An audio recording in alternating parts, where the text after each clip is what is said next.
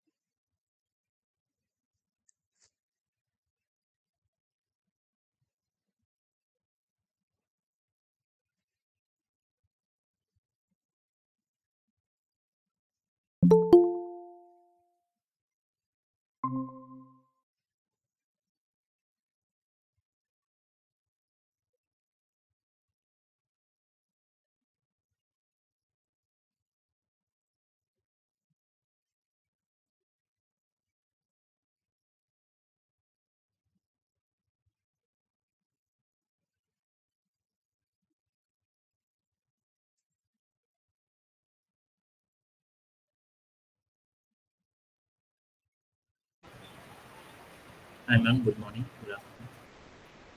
Good afternoon.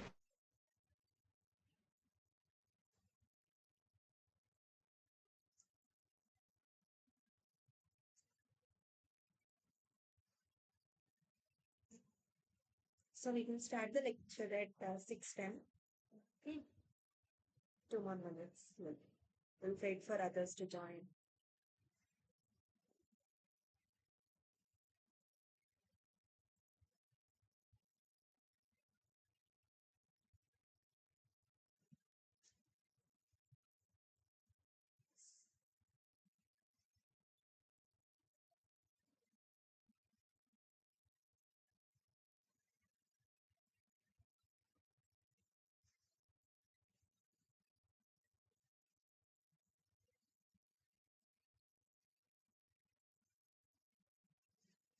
So good evening, everyone. My name is Harini. I'm a PhD student at Interdisciplinary Center for Water Research in Indian Institute of Science, Bangalore. So currently I'm doing NPTEL PhD for the course Watershed Hydrology, which is offered by Professor Rajendra Prasad sir from IIT Kharagpur. And today we will be discussing about drainage basin characteristics, watershed management, all these topics. Okay, mainly. So let's today's class is mostly theoretical, and there are few formulas that are involved in this topic as well to characterize the drainage basin. So as we have already learned before, mhm, so we all know what is drainage basin. Okay. So what is drainage basin? We have discussed that any portion of the earth surface within a physical boundary defined by the topographical slopes that divert all the runoff to the same drainage outlet. So we have discussed this so many times, that drainage basin. So based on the topographical data of the watershed, we can identify the area which can contribute to the flow, which can contribute flow to this particular outlet. Okay, all this area we call it as the drainage basin. Okay, so also if any point on a main channel is considered as outlet, then it will facilitate us sub basins. So since here we are talking about this as our main outlet, we know this is the area that is contributing. Okay, so this will be our basin, main basin. Suppose in this watershed, we have a main stream like this, and we have substreams or tributaries, and we are considering a outlet point here. Okay, this is our outlet point. Then what we are trying to do is, here we are checking which area is contributing flow to this particular point. Okay, then suppose this is the area that is contributing flow to this point. Then this area is called as subbasin. Okay, is this clear? What is drainage basin and what is subbasin? So, like this, for any single watershed that we are working on, we can obtain multiple subbasins for a watershed based on the outlet points that we are confirming. Okay. So, there are many other terms which are synonymous to drainage basin. As we have already discussed, we have used many times catchment, watershed,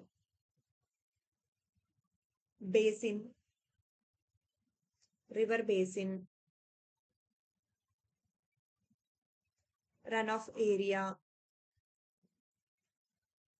stream basin. All these are synonyms of drainage basin. Okay. So also we mostly in hydrology, we generally use catchment, watershed and basin more frequently compared to the other words. Okay. So based on the basin characteristics, the shape of the hydrograph, peak flow and also the runoff volume gets affected. So we have discussed this also based on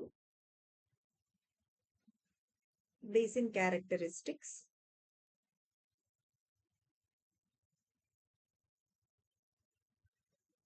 shape of hydrograph,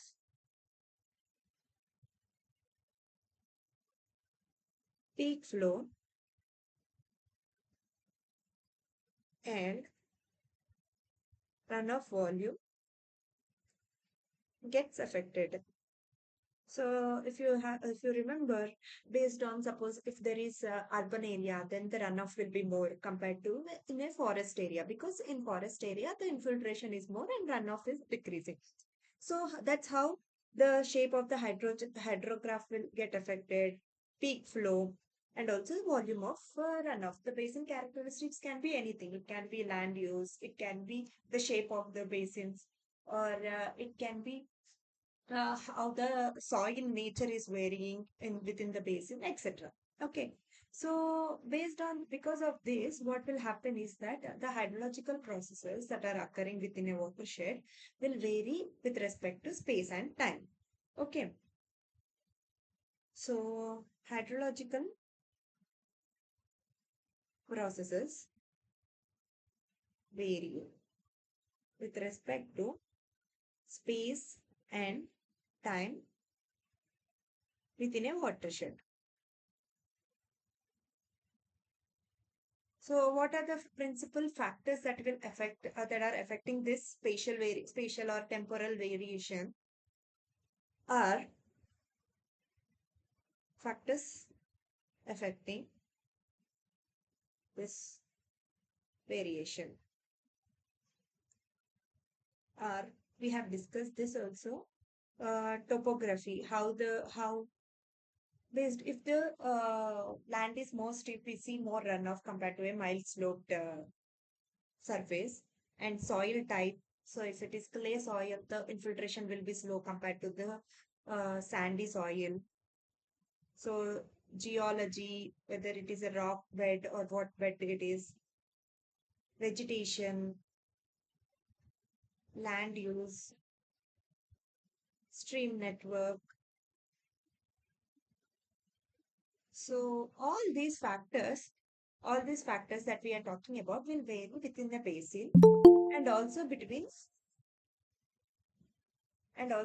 watersheds. So that's why we see these hydrological processes also vary with respect to space and time within a basin. Also between basins also we see that these hydrological processes vary a lot. Okay. So based on the drainage characteristics, we can have different types of watersheds. Okay. So mainly here we are discussing about different types of watersheds based on size, shape, location, land use, slope, and length. Okay. So based on these characteristics, okay, we will be discussing about the different types of watershed. Mainly, we will concentrate on size, land use characteristics. Okay. So based on size, we have three different types of watersheds. Okay. First one is small watershed for which the watershed area will be less than 250 kilometers square. And in this kind of watershed, what is happening is main dominant feature is overland flow. So overland flow when compared to channel phase. If you remember, we have discussed about what is overland flow and what is channel phase. Whatever the flow that is occurring on the surface, okay, what is occurring on the surface and it is reaching the stream network, that flow is called as overland flow. And whatever flow that is occurring in within the channel itself is called as channel phase or channel flow. Okay. So in case of small watersheds, overland flow is dominant. And also, these kind of watersheds are sensitive to high.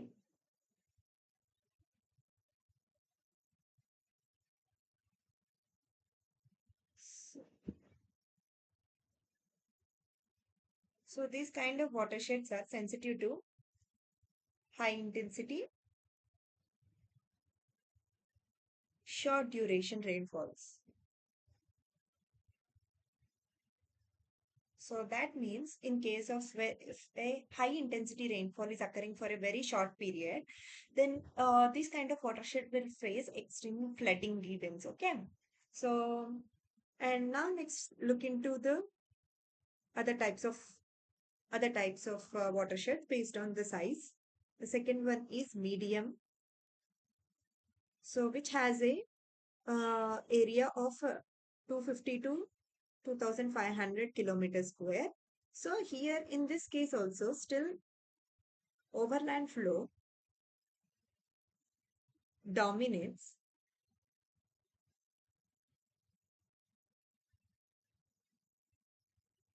compared to channel phase. If you guys have any questions, you can raise your hand or you can just unmute and ask the questions. Okay. And in these kinds of watershed, it is easy to analyze factors. Okay.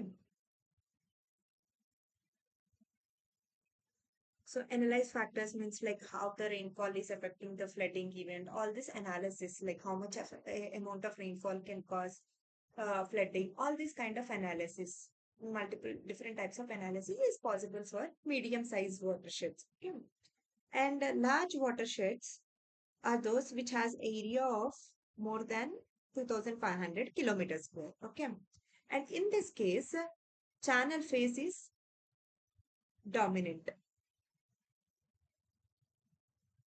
So in case of large watershed, suppose like for example, we have Ganga river basin.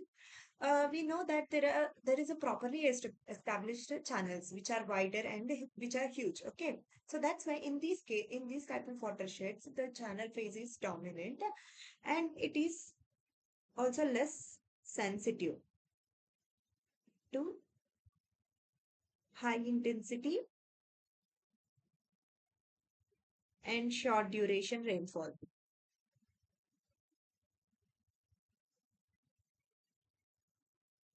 Okay, so these are the three types of watershed based on the size. And then next we have based on land use, we have multiple types of watersheds. So first we will discuss about urban.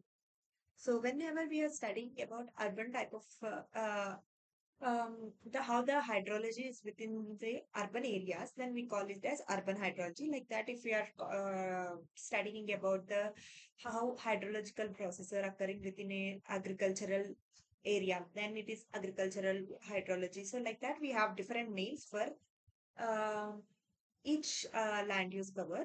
But the thing is, because based on the land use cover, how the hydrological processes are occurring as vary a lot. So in case of urban areas, we see dominant buildings, paved surfaces, roads, etc. Right? So there, that's why we see negligible infiltration that is occurring in these areas, which is leading to increase in runoff and decrease in soil erosion because there is no soil that is exposed to the rainfall, right? Because most of it is paved surface. So we see reduction in soil erosion. And the drainages are not that are there in urban areas are not natural drainages, they are constructed. So the natural pattern of the drainage that usually should occur within a watershed is also getting altered. So that's why. And also we can see because of these buildings and other structures, we can see that there is a significant initial losses, that is interception and depression storage that is occurring within an urban areas. Okay. So, and since there are no, mostly the whatever rainfall is coming is coming out as runoff, compared to any infiltration, what is happening is we also see that we also can see that the mostly the urban areas are prone to floodings. So if you remember the Indian cities like Bangalore, Chennai, Delhi, Mumbai, every year we hear about the floodings that occur in these kind of cities.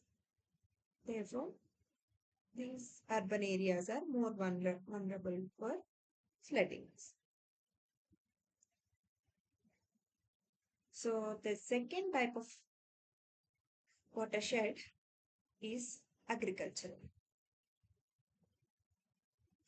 So as the name suggests, we know that in these kind of watersheds, the agricultural activities are dominant, and we also see a dynamic change in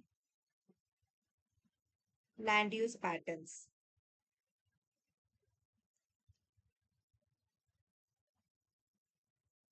and treatment.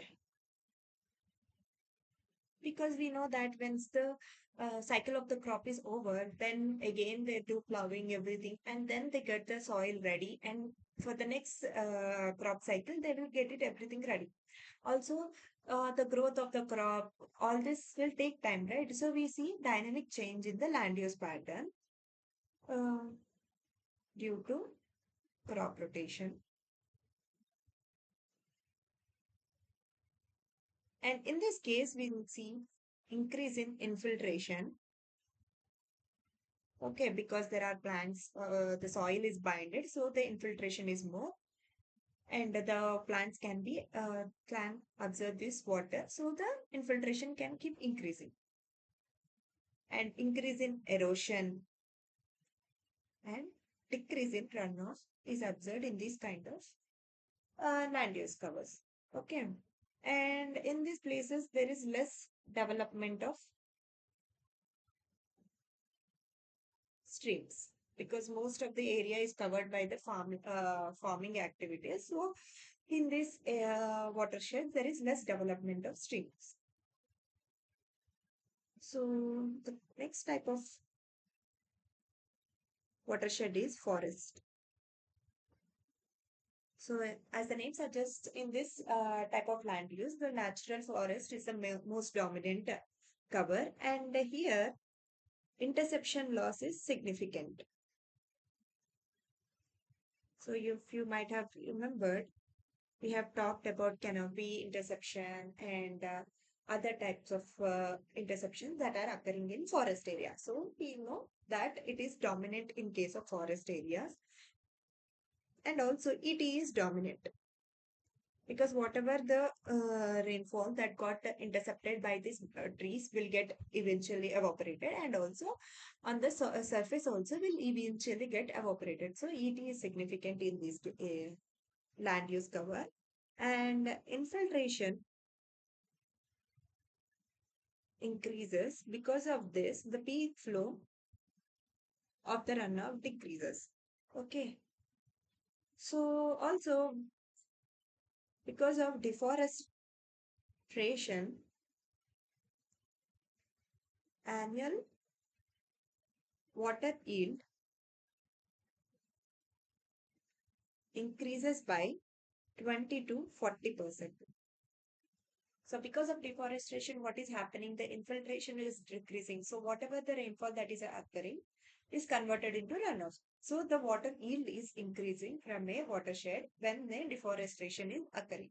So this increment is around 20 to 40% in an annual scale. So that's why we say that whenever deforestation, all these things are happening, because of this, more flooding is going to happen. And the next land use is mountainous. So this type of land use receives considerable snowfall because of high altitudes, and generally it receives snowfall in winter season, and sometimes it might receive rainfall also. So the precipitation overall will be high in case of mountainous areas, and because of the steep gradient in mountainous areas, the infiltration is less and surface runoff is dominant. Also, because whatever rainfall is occurring, it will immediately flow as runoff. The flash floods are more common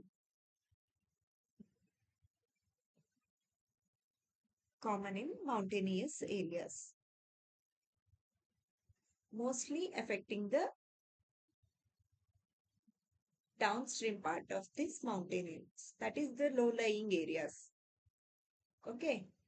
So whatever water is rainfall that is occurring on the top of the mountain will come down quickly, and this is causing flash floods in the downstream part of the mountains. So also the snow melt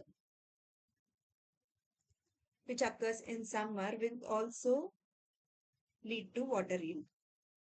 Suppose in case of winter or rainy season, whatever rainfall that is occurring will immediately contribute to the runoff. But in case of summer also, because of the snow that has occurred in winter season, it will melt and cause main water yield is high in spring and